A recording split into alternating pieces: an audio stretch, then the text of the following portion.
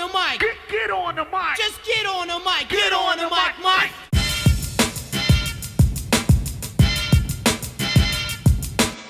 Hey everybody, what's going on? And welcome to Get on the Mic. That's where you put me in front of a microphone with a few notes, and I talk about some of the stuff that's happened throughout the week in the world of entertainment or anything else I feel like talking about. If you couldn't already tell, I'm losing my voice. When I was recording my review for Molly's Game, I could feel it starting to go. I recorded this earlier in the week, so if there's some news that happened later in the week, I'll cover it next week, but I wanted to try to get a program out there before all you'd be listening to is dead air and maybe some whimpering instead of actually somewhat hearing my voice. Today on the program, we're going to be talking about Thor wanting to work with Wolverine, Ridley Scott talking about doing another Blade Runner sequel, a casting update for True Detective Season 3, Lindsay Lohan wants to be Batgirl, Ewan McGregor plays coy about that possible Obi-Wan movie, and Deadpool 2 will not be recasting TJ Miller. The first thing we're talking about here is Thor and Wolverine together. Chris Hemsworth wants Hugh Jackman in the Marvel Universe. He was asked in an interview which Fox character he would want to interact with, and he said this, and I quote, "I mean Wolverine just because I love that character, you know what I mean? I just love Hugh Jackman. Unfortunately, he died in that last movie, didn't he?" And then he added, after he was told, these are comic books and people come back from the dead all the time, he said, "We can bring him back to life. Now that you've informed me that it's a possibility, I'm going to go get him on the phone and try to coax him over or convince him to see if he has one more in him." And in the end of the interview, he also said he's also interested in his character working with other X-Men in general. I got to say this.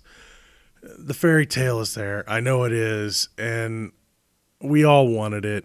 We all wanted it for a long time. But I have to say that I still agree with Jackman on this. It's time to either recast or just not use the character. As much as I had ever wanted it. I mean, I'm a huge comic book guy. And Marvel's finally coming together, right? And I wanted it. But Logan was too good. It was too good of a take on the character. And I just don't see them being able to do anything to top that performance. We've talked about this before. I just think that, granted, if it happens, I'm going to be like, well, okay, that's cool and all. But still, there's nothing that Jackman could do to top what he did. There was only minimal things I would have changed about Logan. I would have put in at the very first the final battle between him and Sabretooth. I think would be like one thing I would have shown, and then maybe a few other things here and there. But the performances were so good in that, from Daphne Keane to Patrick Stewart to Jackman himself. If you guys have looked at my nominees for the Opies this year, those three made it on to multiple categories.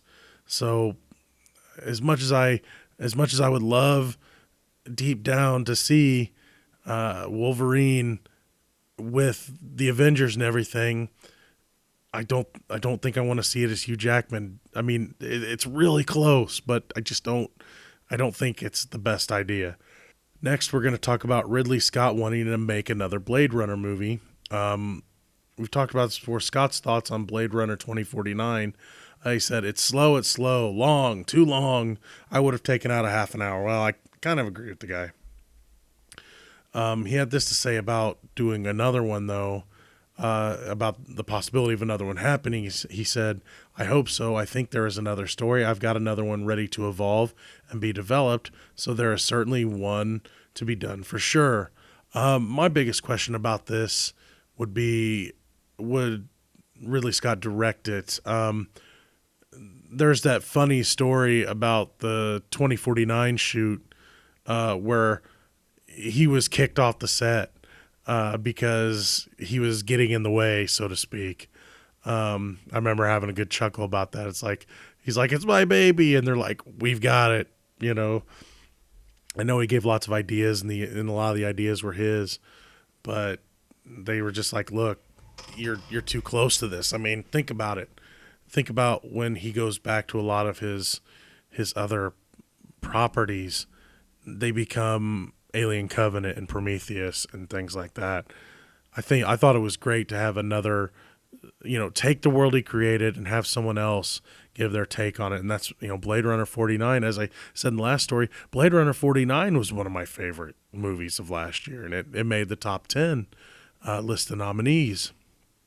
And whenever I was going through list of actors and stuff like that, some made it, some didn't on my list, but there was a lot of great performances in that movie. Blade Runner 2049 did feel pretty left wide open at the end. If you think about it, I mean, Harrison Ford's character, Deckard, he was a minor character in that movie. I mean, he wasn't in half the movie, which was fine because Ryan Gosling was freaking amazing in that movie. But not a lot got solved when it came to Deckard's story nor the main villain's story. Jared Leto's character, they barely showed anything about him, and they didn't really do nothing with him. I mean, he's still out there, and things are going to happen. So there's more story there. I don't know if they're going to call it Blade Runner 2050. I don't know. I don't know what their plan is. But there's also the possibility of the replicants revolting on their creators because they have that whole revolution thing starting. There's a lot of stories there they didn't tell. They kept the story a little more personal, which was cool, and I loved it. But there's a lot more stuff they could cover. Like I said, I agree with him that Blade Runner was 2049 was a bit too long. That being said, it's still one of the best movies last year. And would I want to see another one? Damn right I would. I mean, there's such an interesting world for a story full of stories that we haven't heard yet. The two movies we got, there's this whole giant world, and it's always encompassed in this small area, which is kind of a cool way of doing it. But there's a lot of stories they could tell, and I'd be more than happy to see them make another one. That being said, would I want Ridley Scott back in the director's chair? Not a chance. The next story I got to talk about is True Detective Season 3 picks up actor Stephen Dorff. He will be the show's co-lead along with Mahershala Ali, who was named a while back as the new season's lead. The season is being described as a macabre crime in the heart of the Ozarks and a mystery that deepens over decades and plays out in 3 separate time periods. It seems like they're kind of going for the feel of the first season because it kind of jumped the time periods, where the second season, it jumped a little time, but not much. Ali and Dorff are playing Arkansas State investigators Wayne Hayes and Roland West.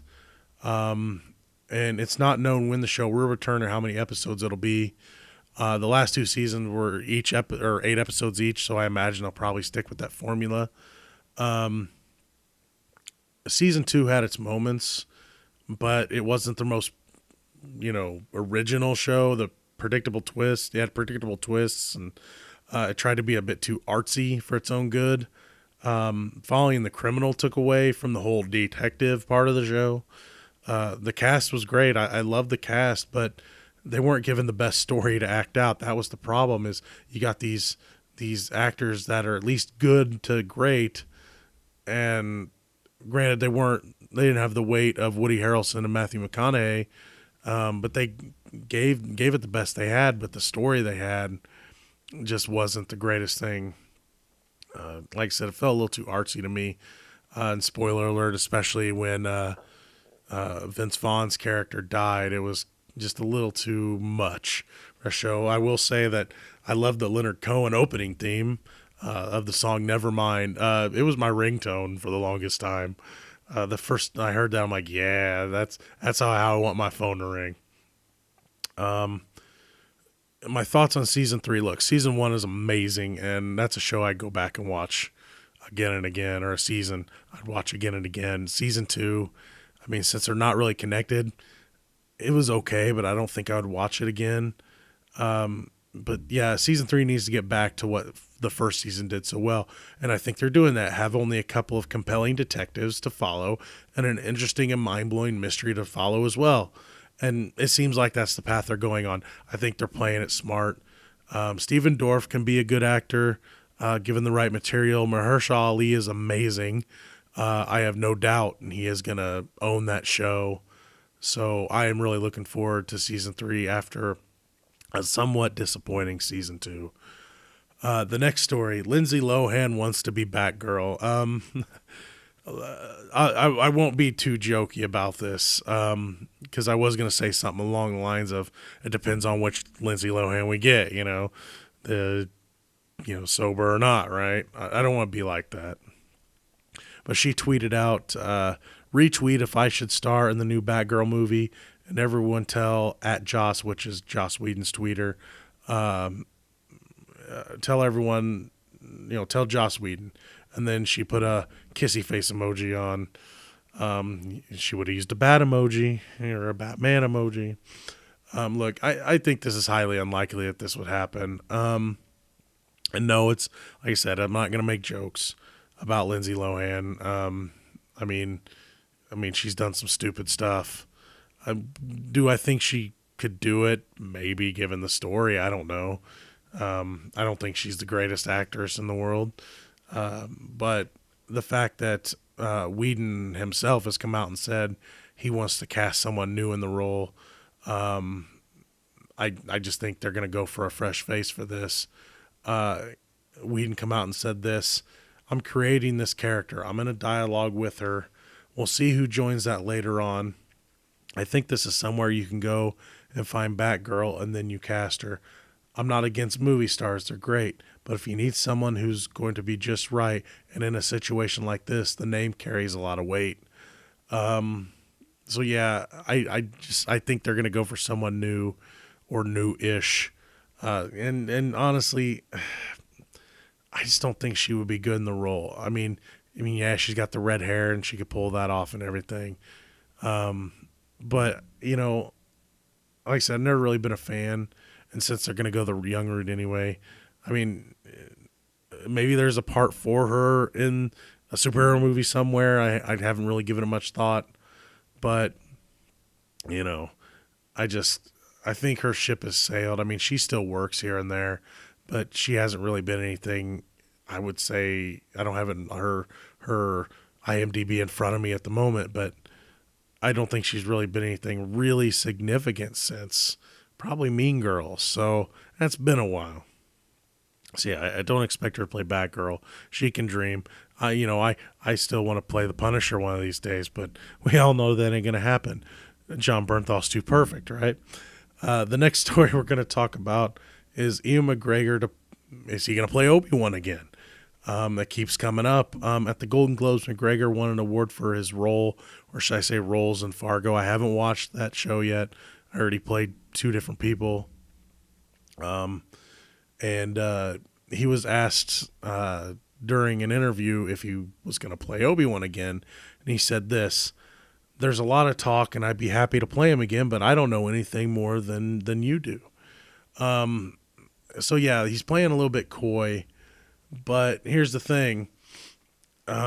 He's been sporting a very Obi-Wan style beard lately, and especially at the Globes, he still had it. And also, he did a little bit of voiceover work as Obi-Wan for The Force Awakens in that sequence where Rey grabs the lightsaber, and they took a little bit of the original Obi-Wan audio and got Sir Alec Guinness saying Rey, and then he said, I can't remember exactly what he said, your journey has just begun, or whatever it was. So he did that, and also he said he really enjoyed The Last Jedi. So I have to say this. I have to say that he still can do the role. I mean, he's gotten older, and if you do an older Obi-Wan movie, then, I mean, I don't know where they would go with it. It would have to be, because there's that scene in Rebels, this is another spoiler here, well, Darth Maul survived the Phantom Menace. Most of you probably know that already. And it is canon. He showed up in the Clone Wars, and he showed up in Rebels, and the stuff in Rebels was amazing. If you're not watching that show, if you're a Star Wars fan and not watching Rebels, you're missing out. The whole goal of his is to find Obi-Wan Kenobi. He wants revenge, and he finally comes across him. He finally finds him on Tatooine, and they have their scene together. And then right at the end of the show of that episode, Obi-Wan walks upon, he rides up on one of them big freaking lizards, and he looks, and the part of the first Star Wars movie where Aunt Beru is calling for Luke, Luke, and he's running, after he looked at the suns, right? They show that just from far away. They show Luke running back home. So, I mean, that's where Darth Maul's story ends. But see, there's a ton of years where you could do Obi-Wan and have things happen. I wouldn't want it so close like that, but if they did something, he was on that planet for almost 20 years, protecting Luke. So, there's a lot of things you could do there. And honestly, I'm going to say, I don't think he's done. I think it's something, think about it. For all the crap that we give the Star Wars prequels, one thing that we say is usually was good about him was Ewan McGregor as Obi-Wan Kenobi. So I don't think this is the last we've seen of him. I think he's coming back. Who knows when? But I think it's going to happen. The next story we're going to talk about is Deadpool 2. There's been stories about TJ Miller. Are they going to recast him? And I was like, why would you recast TJ Miller? Well, apparently there are allegations of sexual assault against him. And I didn't know about those. I will say I know that he is heavily portrayed in the marketing for Deadpool 2 already. He's on that Thanksgiving poster and other things. One of the producers of the X-Men franchise, Lauren Schuler Donner, has stated she don't think they'll replace Miller. She had this to say: "We're in final editing, so I don't think so." Miller's case is he's been accused by someone that said he assaulted her in college. So I don't know what year that was, but it's been some time ago. It needs to be noted though that he has denied these charges. And then the funny thing is they don't need to recast him for this movie. The Deadpool movies are uniquely qualified to handle this situation. Think about it. All the weird stuff that the first one did, they could do them. You could cover up Miller crudely, and of course, this is in Deadpool's mind. He could see a blur or a change of voice. I don't think they'll do that one, but even if it was edited badly, it would be acceptable in this fourth wall breaking world. There's so many things that Deadpool can see. He could see, the blue dot or whatever over his face or something like that. Do I think they'll do it? I could see them doing something like this if he's found guilty of the allegations or if they feel they need to separate themselves from him. Like if they get the pressure from the studios or whatever. So, I don't see them doing anything. But let's put it this way. Even if they don't address it in this movie, I'm sure they would recast him for the third installment and make jokes about it. He'd be like, wait a minute, you look different, or, whatever. There would be jokes, and they would make sense in the context of a Deadpool movie. There's just so many outs for the Deadpool movie to be able to pull some of this stuff off. And of course I say if there's going to be a part 3. There's a chance that part 2 isn't going to be successful, But I have to say that they're going to be able to handle it. Do I think he's going to leave the movie? No. Do I think they're going to do something about it? Maybe. I think they're going to do something about it eventually. It'd probably be for the third movie. Because think about it, the Deadpool movies, at least the one we've seen and probably the one we haven't seen, they definitely have a pulse on what the fans are thinking. That's just how the Deadpool character is. I mean, it's always, Deadpool kind of thinks and speaks for the fans a lot. And I'm still making this my big prediction, is that the after credit scene for this new Deadpool movie is going to be somehow Disney censoring him. And they're going to make a joke with, Mickey Mouse or something. And he's going to like cuss or something. He's going to be like, what the blank, and then it's going to be like, dun, dun, dun, Disney, and even though Disney said they're not going to censor him, they're going to keep it rated R. I still think that the Disney jokes will be there. They almost have to be. I mean, they've already had that thing of Deadpool was being escorted out of Disneyland or World. I don't know which one it was. That picture of him being handcuffed and escorted out. So they're going to joke about it. And like I said, I think that's going to be an after credits scene. All right, now it's time for quick hits. First quick hit. Brad Pitt bid $120,000 at a charity auction to watch an episode of Game of Thrones with Emilia Clarke, but lost to another unnamed bidder. The final bid was $160,000. Here's my question. Which episode would you pick? You'd have to be careful with that, with the Mother of Dragons in the room. I mean, do you pick an episode like, her coming out and the dragons being born? Do you pick the cousin stuff and from the last season? I don't know.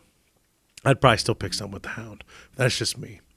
The next quick hit. When asked about Harvey Weinstein, actor Gary Oldman said he made a decision years ago not to work with him. He said, quote, "When the curtain came down on Harvey, I was flabbergasted and shocked. Fortunately, he was never in my orbit. We met in 1992. He gave me the creeps, and I said, let's not work with that guy, and I never did." To that I say, good call. Things definitely worked out better for you. James Franco called Tommy Wiseau up on stage after his win for portraying the eccentric filmmaker in The Disaster Artist, but he didn't let him say anything. Probably a good idea. Who knows what that dude would have set up there? Oh, wait, we do. Wiseau told the LA Times that he would have said this: "If a lot of people loved each other, the world would be a better place to live. See the room, have fun, and enjoy life. The American dream is alive and it's real." So him saying something like that, not something insane like I thought he might, that makes me the dick, I guess. Guillermo del Toro won Best Director for The Shape of Water at the Golden Globes. Nothing much to say. He earned it, of course. That movie deserves all the love it's getting and then some. If you haven't seen The Shape of Water, weirdly romantic and just a weird movie, but really good.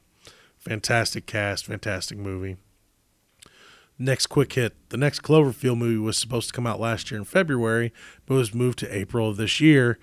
It's set on an international space station where astronauts make a terrifying discovery that changes everything. Sounds kind of familiar. Sounds a lot like the movie Life, which was already pretty much alien. So are we running out of ideas, JJ? That being said, the cast doesn't suck. Chris O'Dowd, David Oyelowo, and Daniel Bruhl are involved in the project, among others. So, I won't put too much doubt. I thought the last Cloverfield movie was pretty cool, so we'll see what happens. The last quick hit. Apparently, people are going crazy on the old internet because they think that because Poe said, "I know," when he met Rey officially in The Last Jedi, that they're destined to fall for each other. Does anybody really want a love story in these new Star Wars movies? I mean, you can't really top the well-written, totally not forced love story between Rose and Finn, can you? Daisy Ridley actually come out and talked about this. She said in an interview, "It's wonderful to have relationships that are not romantic. I don't think you always need a romantic relationship, and friend relationships can be romantic in their gestures and intimacy."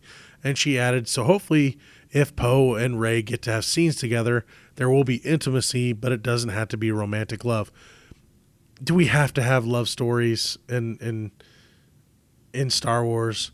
I mean, Han and Leia was the best love story. You're not going to top it. I mean, we had Anakin and Padme. don't make me vomit. Sand is rough and coarse, and no, I love you. No, I love you. Terrible. Can't Rey just be a cool, strong character, and which she is, especially after The Last Jedi? Any doubts you had from the first movie, she just destroys them in this one. Does she have to be involved with someone? Can't she just be really cool? Luke, other than the extended universe that got kiboshed, Luke never was with anyone.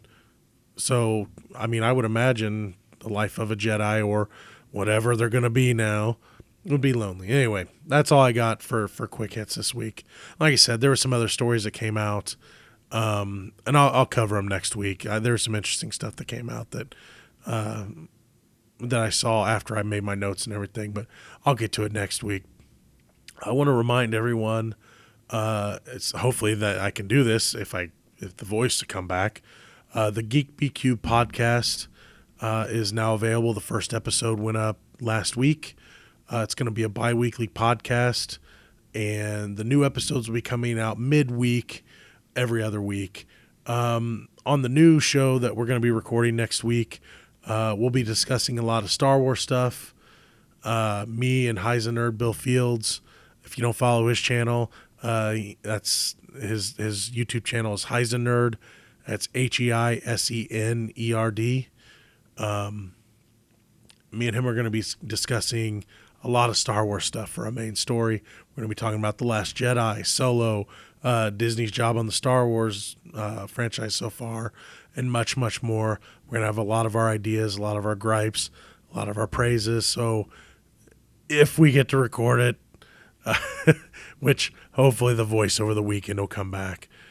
But if we get to record it, make sure to tune into that. So if you want to hear that, right now it's on YouTube. There's going to be some news coming about this show, about Heisenerd's show, Heisenerd Speaks, which is on his YouTube channel, and about the Geek BQ podcast. There'll be some news coming out about it here in the next couple weeks that I'll share. We're going to be pretty soon. We're going to be available in podcast form that you can download from iTunes and a few other places. I'll share that with you when I have all the details together in the next couple weeks. But if you want to hear the Geek BQ podcast on YouTube right now, go to Geek B Cubed on YouTube. That's Geek space B, as in just the letter, Cubed, C-U-B-E-D. The GB3 podcast, as we're calling it. Like I said, first episode's available now. We talked about Nostalgia Overload. Give it a listen. Let me know what you think. And please subscribe to the channel. We appreciate all your support. That's going to do it all for this week. I can feel the voice going, and I don't want to ruin this episode at the very end. So thank you guys so much for listening, especially to my raspy voice today. I appreciate you all for listening. And like I said, I always say this is a passion project for me. I like just talking in front of this microphone. It's a lot of fun for me. Thank you so much for your support. Let me know what you think about this project in the description below. And again, please support this channel, support Heisenerd's channel, and the Geek B Cube channel as well. It'd be much appreciated. As always, thank you so much for listening and watching. I will see you guys hopefully next week. I wanted to let you guys know that if you're listening to this, the movies that are coming out this weekend, I think I'm going to see like 4 or 5 over the weekend or so. The reviews might be a little late because of lack of talking that I can do. Hopefully I'll be able to catch up. Also, things like the Punisher retrospective and Netflix and Chance might be a little late too, just depending on how the voice things goes. I always look the same, but if I can't talk, that's kind of a problem. So anyway, thank you guys so much for listening. It's much appreciated. I appreciate each and every one of you for tuning in to this program, especially, and to my channel. I feel some good things coming this year. Last year wasn't the best year. So I think 2018, hopefully we'll be doing some more stuff that will be good for me and everybody else that I want to work with. So anyway, I'll talk to you guys later. It's been Gino Reynolds from The Real Gino. This has been Get on the Mic. Peace.